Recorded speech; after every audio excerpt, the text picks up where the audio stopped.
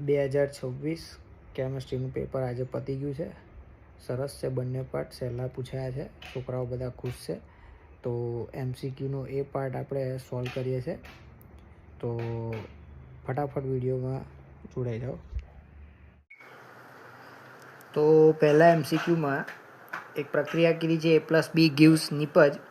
તો સંઘાતના સિદ્ધાંત મુજબ કયું સૂત્ર આવે? તો આ તો વેગનું સમીકરણ છે, P × Z AB × e - ERT. તો આમાં એ જવાબ આવશે. આમાં કોઈ લોજિક તર્ક લગાવવાનું નથી, યાદ રાખવાવાળો સવાલ છે.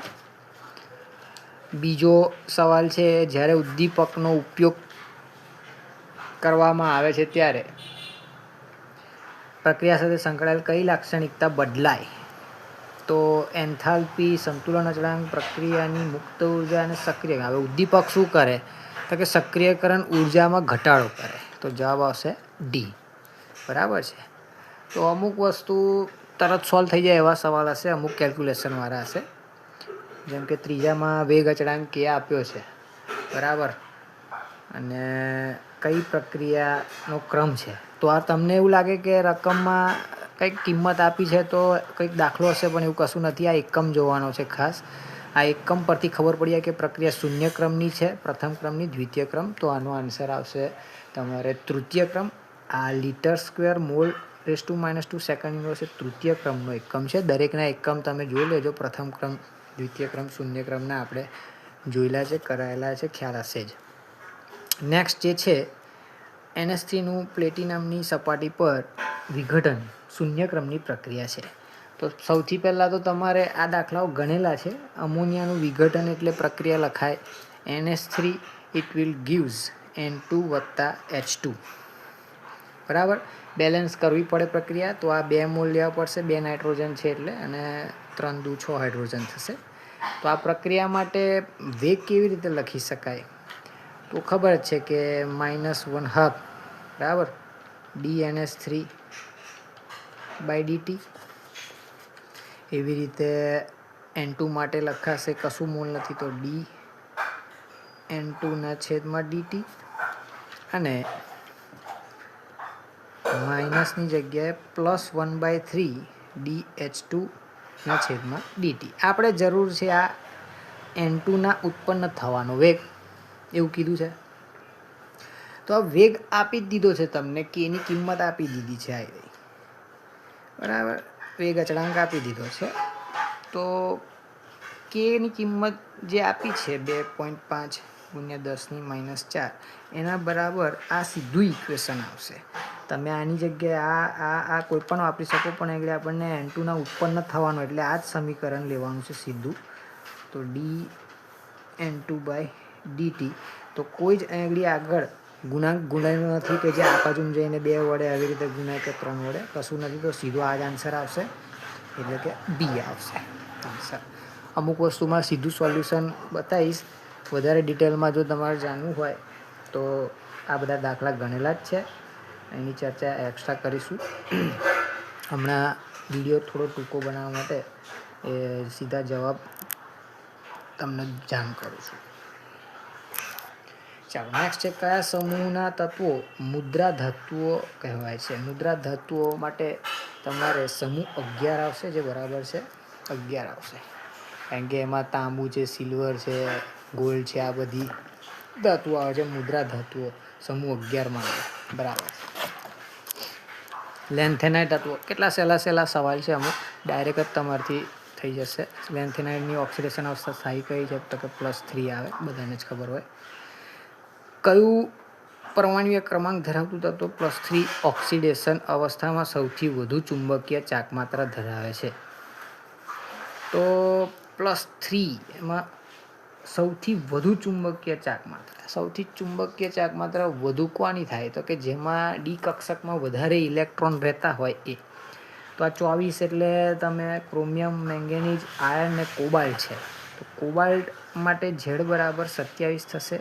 27 એટલે ડી કક્ષકમાં આમતોર પર 7 ઇલેક્ટ્રોન હોય, પણ આ +3 છે એટલે 2 Sમાંથી જશે, 4s2 3 7, 2 અહીંથી જશે, 1 અહીંથી જશે, એટલે ડીમાં કેટલા વધશે? 6.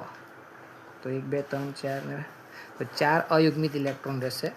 તો તો સૌથી વધારે ચુંબકીય ચાક માત્રા એની આવશે 4.92 જેવી. બાકીનામાં એટલા અયુગ્મિત ઇલેક્ટ્રોન નહીં થાય. જવાબ આવશે ડી. ખાલી જગ્યા તત્વ પરિવર્તનીય ઓક્સિડેશન અવસ્થાઓ ધરાવતું નથી. એટલે કે એક કરતાં વધારે ઓક્સિડેશન અવસ્થા ધરાવતું નથી એવું શોધવાનું છે. એમએન તો ધરાવે, વેનેડિયમ બી ધરાવે, ટિટેનિયમ પણ ધરાવે, સ્કેન્ડિયમ એકલી +3 ધરાવે છે. તો તમારો જવાબ આવશે સ્કેન્ડિયમ.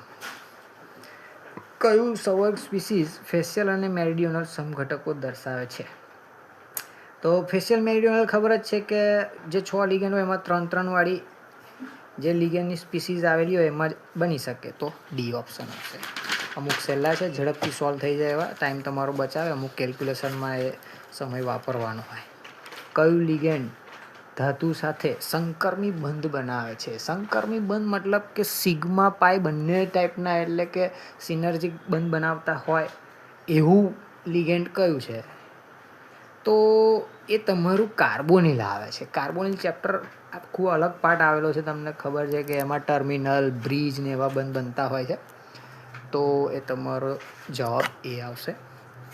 નીચેના પૈકી કયો સંબંધ સાચો છે? તો ΔG અને ΔTનો જો સંબંધ સાચો હોય તો 4/9 વાળો આવશે. ΔT = 4/9 વાળું આવશે. બરાબર, જવાબ સી આવશે. કયું સંવર્ગ સ્પીસીઝ સૌથી વધુ સ્થાયી છે? હવે સ્થાયીતાની વાત કરીએ, ધાતુ સેમ હોય, લિગેન્ડ જુદા હોય તો સૌથી પ્રબળ લિગેન્ડની સ્થાયીતા વધુ. તો આ બધા એકદંતીય લિગેન્ડ છે. તો સૌથી પ્રબળ લિગેન્ડ સાયનાઇડ કહેવાય, પણ આ આન્સર નહીં આવે કારણ કે આ બહુદંતીય લિગેન્ડ છે, ઓક્ઝેલેટ છે. તો પછી આન્સર ડી આવશે, કારણ કે જ્યારે ચક્ર બને છે, કિલેટ બને છે, તો એ સંકીર્ણની સ્થાયીતા વધારે બને છે. ઓકે, નેક્સ્ટ જે છે 1 મોલ CrCl3 × 6 અને AgNO3 સાથે પ્રક્રિયા કરતાં 3 મોલ AgCl મળે છે. 3 મોલ AgCl ક્યારે મળે? તો કે 3 ક્લોરીન આયનિક બંધથી જોડાયેલા હોય, જે આમાં દેખાઈ રહ્યું છે. જવાબ બી આવશે. ક્લોરોબેન્ઝીનની FeCl3ની હાજરીમાં ડાયક્લોરિન, ક્લોરોબેન્ઝીન અને ડાયક્લોરિન સાથે ઓર્થો અને પેરા. હવે ઓર્થો અને પેરામાં Cl જો આવવાનું હોય વારાફરતી અલગ અલગ, તો આ H નીકળીને આવે છે, એટલે આ કેન્દ્રાનુરાગી વિસ્થાપન કહેવાય. વિસ્થાપન પ્રક્રિયા કહેવાશે. સોરી, કેન્દ્રાનુરાગી ના કહેવાય, ઇલેક્ટ્રોનુરાગી કહેવાય. FeCl3 નિપજ ઉદ્દીપક હોય, તમારી ઇલેક્ટ્રોનુરાગી ગણાશે. ક્લોરિનેશન સીધું નાઇટ્રેશન સલ્ફોનેશન ક્લોરિનેશન જે છે એમાંનો એક ટાઈપ બનાય. કયું સંયોજન સૌથી ઝડપી SN1 પ્રક્રિયા આપે? તો આમતોર પર SN1 એટલે કે તૃતીયક તમારો કાર્બન 3 ડિગ્રી વાળો હોય, બરાબર. તૃતીયક આલ્કાઇલ હેલાઇડ જોઈએ, પણ એ તો બધા જ તૃતીયક છે. તો હેલોજન જુદા છે, તો હેલોજનની પ્રબળતાના ક્રમ અનુસાર જોઈએ તો I પહેલો આવે, FCl BrI. સૌથી ઝડપથી બંધ તૂટી શકશે કારણ કે એનું કદ મોટું હોય છે. તો જવાબ તમારો સી આવશે. બરાબર. નેક્સ્ટ છે નીચેના પૈકી કયું સંયોજન પ્રકાશ ક્રિયાશીલ છે? પ્રકાશ ક્રિયાશીલ હોવા માટે સંયોજનમાં અસમ કાર્બન કિરાલ કાર્બન હોવો જોઈએ. પ્રોપેન ટુ ઓલ જે છે, propane to all Assam carbon ના આવે. 2 બ્રોમો બ્યુટેન, 2 બ્રોમો બ્યુટેન, જેમાં I જુદું અસમ કાર્બન ધરાવે છે. 2 આવશે જવાબ. બાકીનામાં નહીં આવે, ચેક કરવું હોય તો કરી લેજો. નીચે આપેલા પ્રક્રિયકોની જોડ 1-મિથોક્સી 4-નાઇટ્રોબેન્ઝીન બનાવવા માટે. 4 નાઇટ્રો, બધામાં જ 4 નાઇટ્રો છે જ. 1 પર મિથોક્સી, તો અહીં મિથોક્સી સોડિયમ સાથે હેલાઇડ, જ્યારે આલ્કાઇલ હેલાઇડની પ્રક્રિયા ઝડપથી બહુ થઈ શકે છે. તો તમારો અહીંયા જવાબ ડી આવશે. બાકીનામાં ઝડપથી પ્રક્રિયા નહીં થાય. આ યોગ્ય પ્રક્રિયકો ગણાશે આ નિપજ માટે.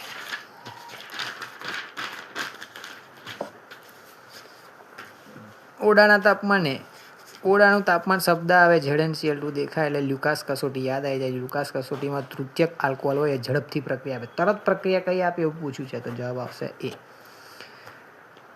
ઔદ્યોગિક આલ્કોહોલમાં ખાલી જગ્યા ભેળવીને તેને રંગીન બનાવવામાં આવે છે. આલ્કોહોલમાં CuSO4 નો રંગ બ્લુ કલરનો હોય છે, સંકીર્ણ બનાવે છે એવું આપણે જાણીએ છીએ. એટલે ઔદ્યોગમાં ઇથેનોલને જે પીળાશ પડતી જે રંગ હોય અથવા તો ઇમ્પ્યોરિટીઝ હોય એ દૂર કરી હોય તો કોપર સલ્ફેટ નાખશો તો એ શું છે એ ઉમેરવાથી એમાં ડિનેચ્યુરેશનની ઘટના બની શકે છે. જવાબ તમારો CuSO4 આવશે. બરાબર. It will give cyclohexanone. Cyclohexanone છે તો CrO3 ઓક્સિડેશન કરતા છે. તો સીધી વસ્તુ છે કે અહીંયા આગળ તમારું OH ગ્રુપ હોય તો જ આ રીતનો આ અહીંથી એક H ને અહીંથી એક જાય ને આ રીતનો સાયક્લોહેક્ઝેનોન બની શકે. તો આ તમારું થશે સાયક્લોહેક્ઝેનોલ આલ્કોહોલ. કેટલા સિમ્પલ સવાલો છે, બરાબર. ક્રોમિયમ ટ્રાયોક્સાઇડ વાળા ઓક્સિડેશન હતું. એસ્પિરિન. હવે એસ્પિરિનમાં એવું થશે કે પાઈબંધ તમને ખ્યાલ હોય એસ્પિરિનના સ્ટ્રક્ચરમાં તો 5 પાઈબંધ આવે છે અને એમાં તમારે સિગ્મા બંધ ગણવા હોય તો 20 કે 21નું કન્ફ્યુઝન રહેશે. હવે તમને એનું સ્ટ્રક્ચર બતાવું તો ખ્યાલ આવે. એસ્પિરિનમાં એસિડ ગ્રુપ હોય અને O ઉપર COCH3 હોય. આ 3 પાઈબંધ, આ 4 અને 5 પાઈબંધ છે. બાકીના બધા સિગ્મા બંધ કેલ્ક્યુલેશન કરશો તો હવે સમય નહીં બગાડતો પણ હું તમને કહી દઉં 21 થશે. ટ્રાય કરી લેવાનું, બરાબર.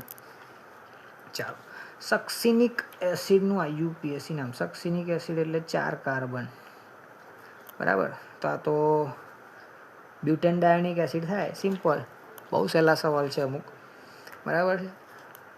ચાલો નેક્સ્ટ, બેન્ઝાલ્ડિહાઇડ અને એસિટોફિનોન. બેન્ઝાલ્ડિહાઇડ, એસિટોફિનોન. એક આલ્ડિહાઇડ છે ને એક કીટોન છે. તો ભેદ પારખવો હોય તો આલ્ડિહાઇડ ને કીટોનમાં તમારે આ ઓપ્શન છે ટોલેન્સ પ્રક્રિયા. ટોલેન્સ પ્રક્રિયા આલ્ડિહાઇડ માટે ટેસ્ટ આપે, આ ના આપી શકે.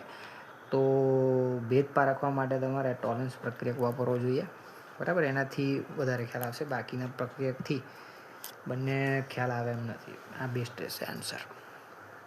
ચાલો, નાઇટ્રાઇલ સંયોજનની ગ્રિગ્નાર્ડ પ્રક્રિયક સાથે પ્રક્રિયા થવાથી મળતી નિપલનું જળ વિભાજન કરતા શું પ્રાપ્ત થશે? નાઇટ્રાઇલ અને એનું પાછું ગ્રિગ્નાર્ડ. ઓકે, તો નાઇટ્રાઇલ હોય, કોઈ પણ નાઇટ્રાઇલ સાઇનાઇડ લઈ લઈએ અને એની ગ્રિગ્નાર્ડ કે છે તો ગ્રિગ્નાર્ડ માટે તો પછી તમારે કીટોન બનશે અને કીટોન પ્રાપ્ત થાય એટલે પહેલાં તો તમારે ગ્રિગ્નાર્ડમાં ખબર ને કે આ ડબલ બોન્ડ છે તો અહીં આગળ R ગ્રુપ આવશે, R ડેશ, અને આના ઉપર પેલું MgBr આવશે અને પછી જલ વિભાજન કરીને કાર્બોનિલ 2 સ્ટેપમાં બનશે. તો તમારો જવાબ આવશે કીટોન. ખબર જ હોવી જોઈએ, બરાબર છે. ખાલી જગ્યા સંયોજનની HCN પ્રક્રિયક સાથેની પ્રતિક્રિયાત્મકતા સૌથી વધારે છે. આ પ્રશ્ન થોડોક ઓકવર્ડ છે. હવે એમાં એવું છે કે જેટલી અવકાશમાં અવરોધ વધારે રહે એટલી પ્રતિક્રિયાત્મકતા તમારી ઓછી થાય.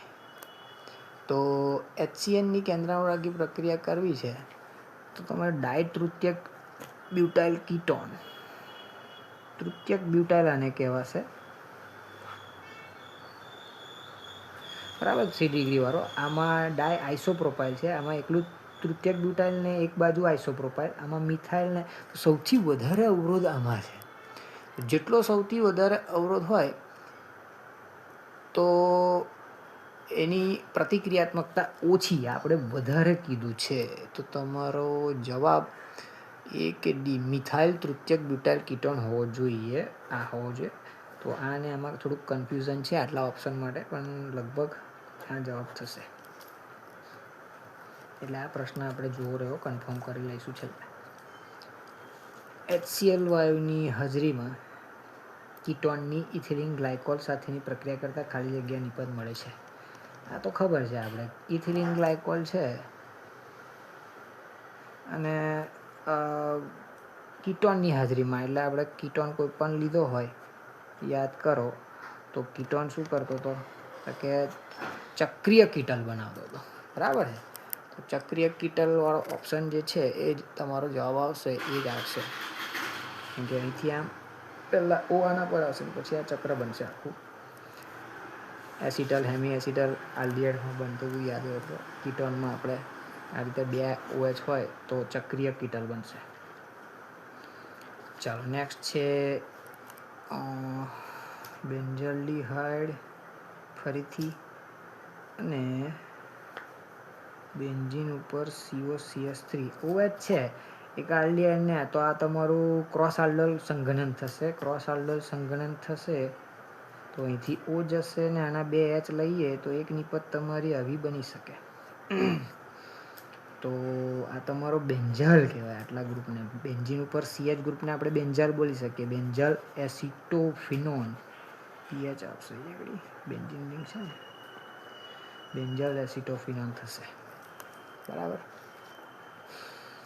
પેલા બેન્ઝોફિનોન ને એવું બધું કહેતા હતા છોકરાઓ એ નહીં થાય આ થશે. ઉચ્ચક આન્સર ના લખાય તમારે પ્રોપર એની કોઈ પ્રક્રિયા હોવી જોઈએ. તો આ તમારું ક્રોસ આલ્ડોલ સંઘનનની નિપત થશે. આ બાકીનામાં શક્ય નથી. Okay next. આ તો ખબર પડી જાય તમારું એનિલિન અને ક્લોરોફોર્મ છે આલ્કોહોલિક કહેવાય છે એટલે ખબર પડી જાય કે આ આઇસોસાયનાઇડની બનાવટ છે. આઇસોસાયનાઇડ એટલે ફિનાઇલ આઇસોસાયનાઇડ તમારો જવાબ આવશે. બેન્ઝીન ડાયઝોનિયમ ક્લોરાઇડ ના બને એના માટે તો એને NO2 વાળું જોઈએ. આઇસોસાયનાઇડની બનાવટ છે આઇસોસાયનાઇડ આવશે. ચાલો નેક્સ્ટ છે પ્રાથમિક એલિફેટિક એમાઇન નાઇટ્રસ એસિડ સાથેની પ્રક્રિયાથી. નાઇટ્રસ એસિડ સાથેની પ્રક્રિયાથી કયો વાયુ મુક્ત થાય તો એક જ હોય N2 જ હોય કારણ કે તમારું એમાઇન છે ને HNO2 સાથે પ્રક્રિયા થાય એટલે ફરી પાછું N2 જ તમારું ઉડશે. કોઈ પણ હશે આ N2 હશે તો એ ફરીથી ડબલ બોન્ડ આ જ બનાવવાનું છે. બરાબર. નાઇટ્રસ એસિડ સાથે તો એ પાછું આલ્કોહોલ બને છે આપણને ખબર છે. નાઇટ્રસ એસિડ સાથે પ્રક્રિયા થયા પછી તો N2 ઉડી જાય અને આ OH બે જશે. પ્રક્રિયામાં નહીં જતા હમણાં સીધો જવાબ શું આવે છે એની ચર્ચા કરશું. પેરાટોલ્યુઇન સલ્ફોનાઇલ ક્લોરાઇડનું સાચું બંધારણ. તો પેરાટોલ્યુઇન એટલે બેન્ઝીન રિંગની પેરા પોઝિશન પર એક બાજુ CH3 અને સલ્ફોનાઇલ ક્લોરાઇડ એટલે આપણે ખબર છે SO2Cl2. તો પેરાવાળા તમે આ જોશો આ મેટા છે આ તમને વાંકું લાગે છે પણ આ પેરા જ છે. એક બાજુ CH3 ને એકબીજાની સામસામેની પોઝિશન છે 1,4 પોઝિશન પર છે. જવાબ આવશે આ. ચાલો પ્રાથમિક અમાઇન એસિડ એનહાઇડ્રાઇડ સાથેની પ્રક્રિયાથી શું આવે તો અમાઇન હોય અને એનહાઇડ્રાઇડ હોય તો તમારે આના ઉપર પહેલાં તો COCH3 ગ્રુપ આવે એટલે H જાય અને આ OH જાય એટલે RNHCOCH3 એટલે એમાઇડ બનશે તમારો એમાઇડ. બી જવાબ આવશે. ચાલો બેઝિકતાની પ્રબળતાનો સાચો ક્રમ. બેઝિકતામાં શું છે કે બધા જ એરોમેટિક આપી દીધા છે. આમાં NO2 છે ને આમાં CH3 છે. NO2 તમારી માઇનસ આય અસર ધરાવે આ પ્લસ આય અસર ધરાવે. પ્લસ આય અસર બેઝિકતા વધારે એટલે સૌથી પહેલું તો આ આવે. પછી હવે આ બેમાં શું છે તો કે આ વધારાનું છે. આ તો બેઝિકતા ઘટાડશે એસિડિકતા વધારે બેઝિકતા ઘટાડે તો આ પહેલાં આવે અને છેલ્લું આવશે તમારું 2. એવો ઓપ્શન ક્યાં દેખાય છે 3 1 2 3 મોટો હોવો જોઈએ ને. બેઝિકતાનો કયો ક્રમ કીધો છે 3 મોટો આવી રહ્યો 1 ને 2 નાનો. ડી જવાબ આવશે. કયા અંતરસ્ત્રાવ જનન ગ્રંથિમાંથી ઉત્પન્ન થાય. હવે આ જનન ગ્રંથિવાળો જે સવાલ છે ઇન્સ્યુલિનને એમાં નહીં આવે કારણ કે ઇન્સ્યુલિન તો સ્વાદુપિંડમાં હોય. પછી ગ્લુકોવાળું બી નહીં આવે અને એડ્રિનલમાં આવશે થાઇરોક્સિન ને ટેસ્ટોસ્ટેરોન આવશે. તમારે ડી જવાબ આવશે. જનન એટલે પુરુષ જનન ગ્રંથિમાં આવે એટલે આવશે. કયા વિટામિનની ઉણપથી આંચકીનો રોગ. તો આ તો આપણને ખબર છે વિટામિન B6 હોવું જોઈએ પણ વિટામિન B6 દેખાતું નહીં તો એનું બીજું નામ આપણને યાદ કરવું પડે. પેરિડોક્સિન નામ હોય એનું તો તમારો જવાબ આવશે બી પેરિડોક્સિન. એમાઇલોઝ અને એમાઇલોપેક્ટિન પાણીમાં અનુક્રમે તો એમાઇલોસ તો પાણીમાં દ્રાવ્ય હોય અને એમાઇલોપેક્ટિન કેવું હોય? અદ્રાવ્ય હોય. એટલે તમારું દ્રાવ્ય અને અદ્રાવ્ય, જવાબ સી બરાબર છે. ગ્લુકોઝ ખાલી જગ્યા સાથે પ્રક્રિયા આપતું નથી. આ આપે, આપે તો કોણ ના આપે? NHSO3 ના આપે. આપણે જોયેલું છે Br2 ઓક્સિડેશન, હાઇડ્રોક્સિલામાઇન, એનહાઇડ્રાઇડ બધું આપે. થોડાક સ્પીડમાં જઈએ છે. કપૂરનું નાઇટ્રોજન વાયુમાં દ્રાવણ. કપૂર નાઇટ્રોજન એટલે આ હવા જ કહેવાય. તો કપૂર એટલે ઘનનું વાયુમાં થશે. જવાબ તમારો આવશે ઘનનું વાયુમાં. વાયુમાં ઘનમાં આવે. ચાલો, ઘન દ્રવ્યોનો મહત્તમ જથ્થો કે જે પ્રવાહી દ્રાવકમાં અનિશ્ચિત જથ્થામાં દ્રાવ્ય કરી શકાય તે ખાય તો હેનરીનો નિયમ થઈ ગયો. ઘન દ્રવ્યો તમારું પ્રવાહીમાં વગાડો છો તો દબાણ પર જ આધાર રાખશે. બરાબર છે. ચાલો, 40માં તમને તાપમાન દબાણ, અભિસરણ દબાણ આપ્યું છે. એટલે અભિસરણ દબાણ એટલે તમને આ સૂત્ર યાદ આવવું જોઈએ, π=N/V/RT. જો તમને આઈની કિંમત બી આપી હોય તો તમારે આઈ ગુણવો પડે. શું કીધું છે? 2.5 લીટર દ્રાવણ બનાવવા માટે CaCl2નો જથ્થો નક્કી કરો. જથ્થો એટલે તમારે મોલ ગણવા પડશે. અને જો બધા ઓપ્શનમાં આપેલું જ છે મોલ, તો એમને સૂત્ર કરતાં બનાવવું હોય તો π×V, જે છેદમાં હતું તે અમે કહ્યું બાકી IRT. આ રીતે ઇક્વેશન બનાવશો અને દરેક વસ્તુ કિંમત મૂકી જો કે પાઈ આપણને આપ્યા છે 0.75, જો આ લીટરમાં છે તો એ તમારું 2.5 ભાગ્યા આઈ આપી દીધા છે 2.47. કેલ્સીમાં કરવું પડશે. આર તમારે લેવા પડશે, લીટરવાળા માટે આપેલું જ છે 0.082 ઇન્ટુ ટી તમારું થશે 27. એને કેલ્વિનમાં ફેરવવું હોય તો 300 જેવું લેશો. તો જવાબ તમારો કેલ્સીમાં ટ્રાય કરવો પડશે. 1 મિનિટ ચાલુ લઈએ. તો 0.03 જેવો આન્સર આવે છે, જોઈ લેજો. ઓકે, મેં સાઈડ પર ગણીને રાખેલું છે. આ જવાબ આવશે. કયા મિશ્રણ માટે ΔH <0 થાય? હવે આ બધા ઓપ્શન જે છે એ આદર્શ બિન આદર્શ દ્રાવણો માટેના આપેલા છે. તો આમાં ΔH <0 જીનીટના લેક્ચરમાં આપણે આ બધાના ઉદાહરણ કોમાં આવે એટલે યાદ રાખવાવાળા મિશ્રણો છે. તો આમાં તમારે <0 માટે જવાબ આવશે ક્લોરોફોર્મ અને એસિટોન આવશે. <0 કિંમત એની થશે. ઓકે, ચાલો નેક્સ્ટ છે વન હોપ અવાજ શોધવાનો છે. કેફ આપેલો છે. ખબર પડી જાય કે કયું સૂત્ર અહીં લાગશે. તો કે ΔTF વાળું છે. ΔTF = I × KF × M. તો આઈને સૂત્રનો કરતા બનાવવાનો વન હોપ અવાજ શોધવો છે તો શું થાય? ΔTF ના છેદમાં KF × M. મોલાલિટી આપી જ દીધી છે. ΔTF તાપમાનનો તફાવત બી આપી દીધો છે તો કે 0.205. KF તમને આપી દીધો છે 1.86 ગુણ્યા 0.1. આ કિંમતો મૂકશો એટલે જવાબ તમારો આવશે 1.10 જેવો. બહુ સહેલો દાખલો પૂછી કાઢો છે. બરાબર. હવે નેક્સ્ટ જે છે 10% દ્રાવણના 200 ગ્રામ અને 20% દ્રાવણના 300 ગ્રામની મિશ્ર કરી દ્રાવણ બનાવ્યું છે. તો ટૂંકમાં આ બંને જણા દ્રાવક ટાઈપના છે. તો બંને દ્રાવ્ય ગણીએ તો 10% એટલે 10/100 અને એનું 200 ગ્રામ દ્રાવણ છે. અને આ છે 20% નું 300 ગ્રામ. તો તમારે આના 20 ગ્રામ જવાબ થશે અને આનો જવાબ આવશે તમારો 3×6 એટલે કે 60 ગ્રામ. કુલ દળ થશે આ લોકોનું, આ બંને દ્રાવ્ય કોઈ છે એ અને બી, એ બંનેનો સરવાળો કરીશું તો થશે A + B = 80 ગ્રામ. અને ટકા કાઢવા માટે માસ પર્સન્ટેજ માટે કુલ દળ આ લોકોનું થશે 500. એટલે 80/500 × 100 કરીશું તો તમારો જવાબ આવશે 16%. એ જવાબ આવશે.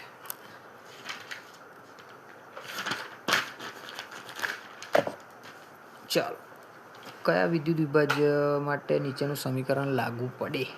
તો આ તો આપણને ખબર છે કે ઓસ્વાલ્ડ મંડળના નિયમનું ઇક્વેશન છે, જે આપણને પ્રબળ વિદ્યુત વિભાજ્ય માટે સુરેખ આલેખ મળતો તો યાદ હોય તો, અને નિર્બળ માટે કર્વ મળે. તો આમાં આઈ નિર્બળ છે, HCl અને NaCl માં નિર્બળ, આ પ્રબળ, એટલે તમારું પ્રબળ માટે સાચું પડે, જવાબ આવશે બી.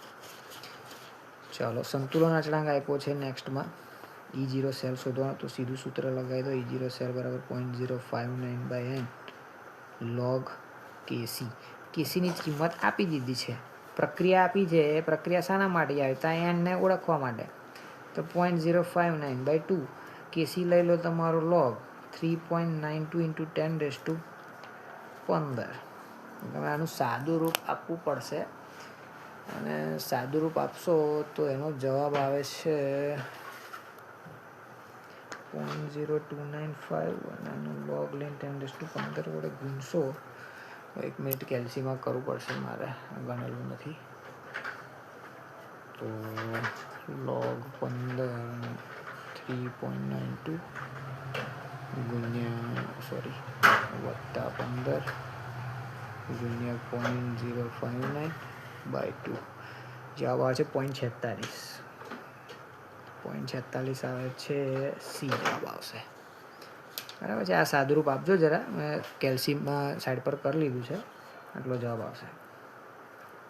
ચાલો, નેક્સ્ટ છે તમારે નિષ્ક્રિય વિદ્યુત ધ્રુવોની હાજરીમાં થતા NaClના જલીય દ્રાવણના વિદ્યુત વિભાજન સાથે સંકળાયેલ કઈ બાબત સાચી છે?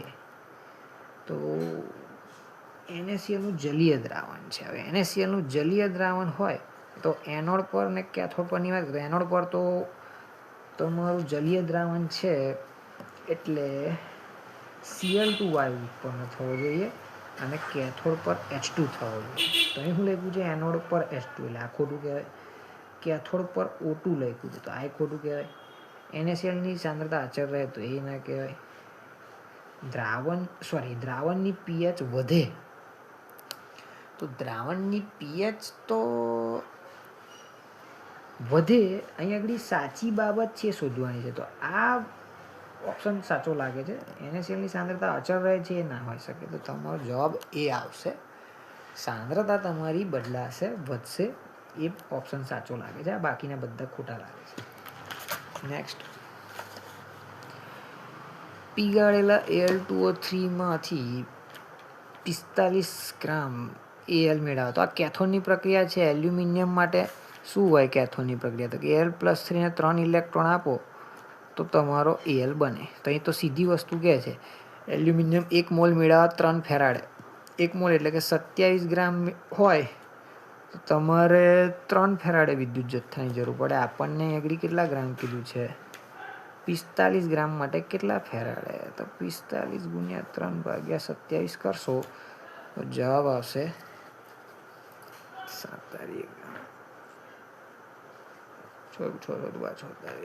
તમારો ગુણ્યા ભાગ્યા કેલ્સીમાં કરશો તો 5 જવાબ આવશે. 27 45 3 છે, હા સોરી, એટલે ઓકે 5 જવાબ આવશે. ચાલો, લેડ સંગ્રાહક કોષમાં ખાલી જગ્યા વિદ્યુત વિભાજ્ય તરીકે વપરાય. લેડ સંગ્રાહકમાં તો સલ્ફ્યુરિક એસિડ જ હોય, એ જ આવશે. ચાલો, નેક્સ્ટ, 1 એમ્પિયર પ્રવાહ 3 કલાક માટે Q = I × T ખબર જ પડી જાય. 1.5 T એટલે 3 કલાક, તો 60 મિનિટ 60 સેકન્ડ ગુણાકાર કરશો ફટાફટ તો તમારો કુલમમાં જવાબ જે આવશે લગભગ 16,200 કુલમ આવશે. બરાબર છે.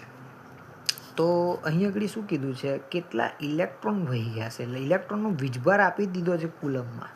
તો એના વડે સીધું જ ભાગી કાઢો, તમારો જવાબ સીધો જ આવી જશે 10/125 જેવું આવે છે, × 10⁻19 છે. ઉપર જાય તો +19 થઈ જશે. અને આ લોકોના મીંડા 3 4 5 મીંડા આગળ ખસીશું. 1 1 2 3 4 મીંડા આગળ ખસીશું, એટલે 1.01 કરશું તો 10⁻23 થશે. તમારો જવાબ આવશે બી. ચાલો, આલ્કલાઇન માધ્યમમાં I માઇનસની હાજરીમાં H2O2ના વિઘટનનો દર. હવે H2O2ના વિઘટનનો દર તે તો બંનેની પ્રક્રિયા પર આધાર રાખશે, પ્રક્રિયકની સાંદ્રતા પર. તો એના માટે જવાબ તમારો આવશે D. બરાબર. તો એ પાર્ટ આમ જોવા જાય તો લગભગ એકાદ 4-5 MCQ એવા હતા જે થોડાક તમને ઓકવર્ડ લાગે એવા હતા. જેમાંનો એક છે આપણે ડાઉટવાળો, જે એક તો આ તમને થોડો અઘરો લાગ્યો છે. બીજો છે આપણે તો સહેલા હતા. પેલો જે વચ્ચે આવ્યો તો ત્યાં આપણે સોલ્વ કરવાનો છે હજી. 25માં અમે જે આપ્યું છે તે એનો શ્યોર આન્સર નથી આ.